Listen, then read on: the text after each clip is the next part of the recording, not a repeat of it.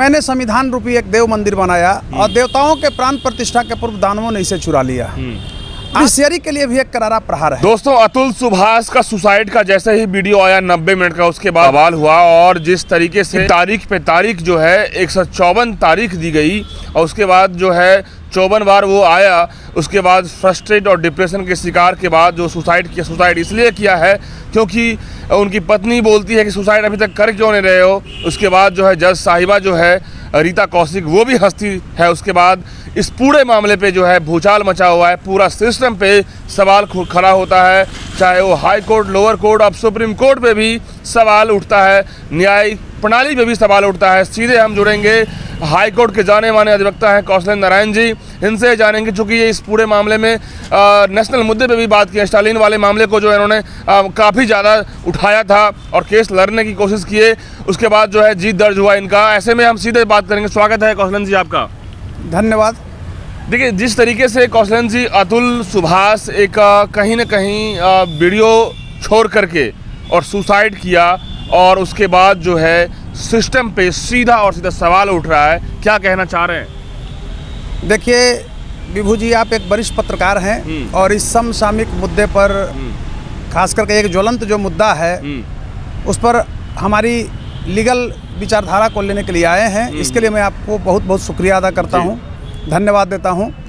रही बात इसलिए कि हम कानून के मंदिर के पुजारी हैं, मैं बार बार कहता हूं कि मैंने संविधान रूपी एक देव मंदिर बनाया और देवताओं के प्राण प्रतिष्ठा के पूर्व दानवों ने इसे चुरा लिया। आज यह अतुल की हत्या ही सिर्फ नहीं है, आज कई बिंदुओं के इर्द गिर्द जो है यह हत्या प्रस्तावित है। और अतुल से पहले कई लाखों लोग पीड़ित हैं, जेल में सड़ रहे हैं कई लोगों ने। जी, मैं आता हूँ।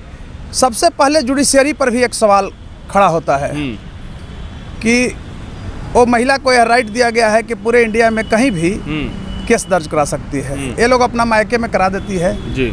दूर दराज के लोग रहता है, आते जाते परेशान होते हैं। सबसे बड़ा चीज़ है कि 54 बार वहाँ तिथि दिया गया। आप ये बताइए, 54 बार वह पेशी में गया है छुट्टी ले करके। अतुल सुभाष जो है यह तो अमानवीय है। 124 तारीख दी गई। जी, 54 बार गया। जी, अमानवीय व्यवहार है और यह जुडिशरी के लिए भी एक करारा प्रहार है। मैं स्पष्ट रूप से कह रहा हूँ, बहुत ही शर्मनाक घटना है जितना इसकी निंदा की जाए। अब रही बात न्याय की, तो जिस तरह से आज 498 सेक्शन का दुरुपयोग हो रहा है और आज के डेट में वो BNS आ गया, 85 हो गया, तो यह एक सवाल खड़ा होता है कि इस पर पूरे जुडिशरी सिस्टम को पुनर्विचार करनी चाहिए। सुप्रीम कोर्ट रोज और रेबल सुप्रीम कोर्ट रोज कहती है, लेकिन कहाँ निचली अदालतें मानती है। मैं घटना बता रहा हूँ कि अगर आप 498 में थाना प्रभारी भी समझ गया है कि इसमें हमको कुछ होने वाला नहीं है, बहुत कुछ हम तंग नहीं कर सकते हैं, तो साइड में और सेक्शन लगा देता है, नॉन अवेलेबल सेक्शन लगा देता है। 498 में भी प्रावधान था कि 41 के तहत थाना से ही लाभ मिल जाता है मुदाले को। तो इस तरह से थाना प्रभारी ऐसे जो खेल खेलता है, तो क्या है जुडिशरी को पता नहीं है? ऑनरेबल हाई कोर्ट के जजेज लोग जो हैं इनको पता नहीं है? सुप्रीम कोर्ट वाले को पता नहीं है? तो अगर वहाँ की जो वर्तमान अभी जज है और रियल में इतना तारीखें दी हैं, तो उन पर कंटेम्प्ट तारीखें ही नहीं दी है कौशलेंद्र जी, सिर्फ तारीखें ही नहीं दी हैं, उन्होंने कोर्ट के अंदर में ही 5 लाख की रिश्वत की बात करी। उसके बाद जो है तारीख पे तारीख देखने के बाद जो सुसाइड करने की जब बात आती है तो वो हंसती नजर आती है। जी, मैं बता रहा हूँ, मैंने बोला कि कंटेम्प्ट उन पर चलना चाहिए क्योंकि ये कहीं से मानवीय नहीं है, न्यायिक दृष्टिकोण से भी सही नहीं है। ये क्या है, जुडिशरी सिस्टम को एक दागदार करने वाला घटना है और इसकी जितनी भी निंदा की जाए कम है। कहीं न कहीं रीता कौशिक का ये फैसला और कहीं न कहीं रीता कौशिक ने जो इस कानून के सौदा किया, इस पर में सवाल जो उठ रहा है, तो इन्हें जो जज साहिबा है उनके ऊपर भी तो बहुत सारे ऐसे वारंट की बात आती है। एक वारंट की हम चर्चा नहीं करेंगे। अगर महाभियोग की बात आती है, निचली अदालत में महाभियोग नहीं लगता है, उन पर कंटेम्प्ट चलाया जाएगा। अवमानना नहीं, वो सिस्टम पर कि आप अगर दोषी हैं तो उनकी नौकरी जाएगी, वो बर्खास्त किए जाएंगे। होता है क्या ना कि ये लोग स्टेट जुडिशरी से आते हैं और इतना घुल मिल जाते हैं लोकल लोगों से और वो पैसा लेना शुरू कर देते हैं। ये आम बात है, आप जा करके देखिए। मैं एक आपको उदाहरण दे रहा हूँ और यही चीज़ मैं बोलता हूँ तो हमारी पहचान भी आप लोग जानते हैं कि मैं निर्भीक रूप से बोलता हूँ। सामने बैठे हुए हैं ऑनरेबल निचली अदालत के लोग और वहाँ पेशकार खुलेआम पैसा ले रहा है तारीख देने के लिए, तो क्या पता नहीं है उनको?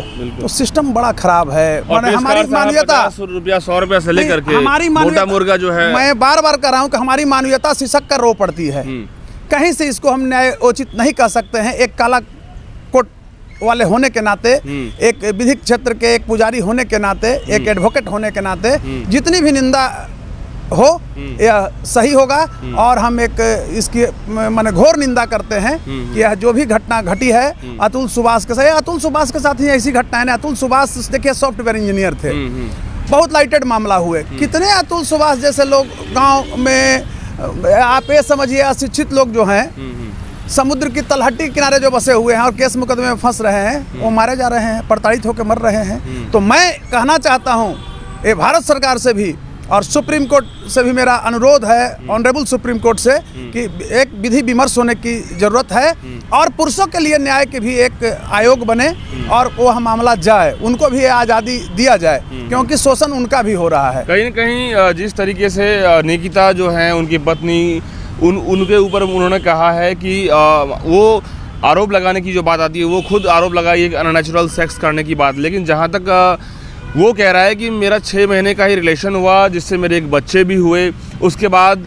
लेकिन जिस तरीके से उनकी पत्नी का रवैया था कि वो कहती थी कि कांख को चाटो, फिर प्राइवेट पार्ट को चाटो, फिर उसके बाद जो है इस तरह से वो एग्री नहीं था और उसके इसी मामले में जो है कहीं ना कहीं वो फ्रस्ट्रेट भी था कि नहीं मैं इस तरह नहीं कर सकता हूं। तो क्या ज़बरदस्ती किसी को कहना कि ये क्या मतलब है? ये देखिए, मैं पूर्व में भी कहा कि निकिता का जो व्यवहार था वह कहीं से जायज नहीं कहा जा सकता है। और जैसा कि आप बोल रहे हैं, अगर इस तरह के वह कहती है तो ये मैं नहीं कह रहा हूं सर, ये अतुल ने बिल्कुल तो उस पर अप्राकृतिक यौनाचार का जो केस होता है बनता है। हालांकि देखिए होता है क्या ना कि 377 जो था 2018 में इसका बहुत सा पार्ट काट दिया गया, कमजोर कर दिया गया। अब ऐसा है कि अगर सहमति से बनाते हैं तो सही हुआ, बहुत बहुत पहुंच हो गया है उसमें। लेकिन मैं जो अप्राकृतिक यौनाचार का धारा जो लगता है, सेक्शन जो लगता है, उनके तहत घोर सजा होनी चाहिए, मैं यह मांग करता हूँ। लेकिन उससे बड़ा सजा हो गया क्या कि खुद अतुल सुभाष जो है एक सॉफ्टवेयर इंजीनियर होकर के, और मैं इस रूप में कहूँगा ठीक है प्रताड़ित हुए हैं, लेकिन एक मानवीय जो मेरी संवेदना है उनको मरना नहीं चाहिए था, लड़ना चाहिए था और एक पटल पर आ करके और इस मुद्दे को उठाना चाहिए था। कहीं ना कहीं इस पूरे मामले में हाई कोर्ट के पास भी सख्ती है कि जो पारिवारिक कोर्ट के जो न्यायाधीश है, प्रधान न्यायाधीश जो रीता कौशिक हैं, उन पर एक्शन ले फर्दर। आपको ये बता देता हूँ, high court, honourable high court के पास असीमित अधिकार है जी, सुपरवाइजरी अथॉरिटी है, कुछ भी कर सकती है, लेकिन उसके लिए साक्ष्य का जरूरत, एविडेंस का जरूरत है। देखिए रेमेडी सुप्रीम कोर्ट के पास नहीं होता है तो हाई कोर्ट के पास होता है, स्टेट के पास ही रेमेडीज होता है। अच्छा। तो हाई कोर्ट का पावर ज्यादा इसमें यूज होता है। आप देखो होंगे सुशांत सिंह सरोज केस में क्या हुआ, सुप्रीम कोर्ट लग गया, लेकिन कहा ना कि नहीं आपको तो भाई वहीं जाना पड़ेगा। हालांकि यह घटना आपको मैं बतला रहा हूँ बेंगलुरु का ये है मराठा हल्ली थाने का, तो मराठा हल्ली थाना का SHO, वहाँ का जो सुप्रिटेंडेंट ऑफ पुलिस होंगे, उनसे जुड़ा हुआ है, DC होते हैं, उन DCP, उनसे जुड़ा हुआ मामला है। अच्छा। कितने बारीकी तरीके से वो अनुसंधान करते हैं IO वहाँ और सेक्शन को लगाते हैं। मैं स्पष्ट रूप से कहना चाहता हूँ कि निकिता जो पत्नी है अतुल सुभाष की, उसकी सास जो है उसका नाम निशा है, निशा सिंघानिया, और भाई जो है हमारे अनुराग सिंघानिया जो भाई है, उसके ऊपर आज स्पष्ट रूप से मैं कहना चाहूँगा कि BNS की धारा जो है एकदम सटीक रूप से, स्पष्ट रूप से नया जो आया है 108 वो बैठता है और उसमें 2 से ऊपर लोग हैं। तो इसमें BNS की धारा 108 जो है और उसके 3 क्लाउज 5 जो है वो उस पर लगेगा। 10 साल सजा होना है, एनी हाउस सजा होगा। दूसरी तरफ मैं बताना चाहता हूं कि यहाँ पर अब 498 जो लगाया गया था वो अभी गलत उस पर लगाया गया है। आप देखिए कितना आप व्यवहारिक, मैं स्पष्ट रूप से कहना चाहूँगा, यह जुडिशरी का मामला है, फिर भी मैं कह रहा हूँ मुझे कहने में कतई कोई शर्म नहीं है और कोई ये नहीं है। इसमें कोई गुरेज होना ही नहीं चाहिए, जो गुरेज कि नहीं पूरा होनी चाहिए कि भारत का सिस्टम का बात है। यह मानवीय संवेदना से जुड़ा हुआ विषय है। मानवीय संवेदना। आप ये बताइए कि आप 100-150 तारीख दिए हो, 54 दिन बुलाते हो एक सॉफ्टवेयर इंजीनियर को, और वह बेचारा बताइए 54 दिन कैसे आएगा? साल में उसको मुश्किल से छुट्टी मिलता है 25-30। तो कहीं ना कहीं से यही क्रैश होता है। बिल्कुल। एक लास्ट सवाल है कौशलन जी, हम इस चर्चा में पूछना चाहेंगे आपसे कि यदि जज साहिबा जो प्रधान न्यायाधीश हैं पारिवारिक कोर्ट के, यदि उन पे ऊपर में ये जांच जो है सिद्ध होता है करप्टेड होने का, तो फिर इनके ऊपर में हाई कोर्ट क्या क्या कर सकती है? बस बहुत अच्छा, अगर उन पर प्रूफ हो जाता है कि 5 लाख रुपया उन पर वो बोले हैं कि मांगे हैं, और प्रूफ होता है तो सेवा से बर्खास्त हो जाएंगे सीधा। हाँ, और एक बता रहा हूँ, और उससे भी शर्मनाक घटना हो सकती है कि जुडिशियरी पावर जो है उनको सीज किया जा सकता है। अभी वो पूर्ण रूप में जज नहीं है। वो होता है क्या ना कि जज तो वहाँ परिवार न्यायालय में बना देते हैं, ये लोग प्रथम श्रेणी के न्यायिक दंडाधिकारी से प्रमोट करके, चाहे उसी रेंज के अफसर होते हैं, जज नहीं होते, मजिस्ट्रेट होते हैं, थोड़ा सा ऊपर होते हैं। तो इनको जुडिशियरी जो पावर है वो सीज करके कहीं बैठा देगा कोना में। बिल्कुल, यानी कि जुडिशियरी इनकी खत्म हो जाएगी। बिहार में आपको पता होगा कि 14 माने बिहार न्यायिक सेवा के पदाधिकारियों को जुडिशियरी पावर को सीज कर लिया गया। अब उनको फाइल देखने के लिए दे दिया गया। तो कहीं ना कहीं यह बहुत ही शर्मनाक घटना है। चलिए दोस्तों, इस पूरे मामले में ये बात क्लियर है कि यदि पूरे परिवार जो मिले हुए हैं, अतुल जो सुभाष हैं, उनके ससुराल के जो पूरे परिवार मिले हुए हैं इस पूरे मामले में, और यहाँ तक कि रीता कौशिक जो जज साहिबा हैं प्रधान न्यायाधीश पारिवारिक कोर्ट के, वो भी यदि मिले होंगे तो बहुत बुरे फंसेंगे, चूँकि हाई कोर्ट के पास असीमित शक्ति है और इन्हें तमाम लोगों को किसी को बख्शा नहीं जाएगा। कैमरा जर्नलिस्ट दीपक के साथ मैं विभूजा, पटना।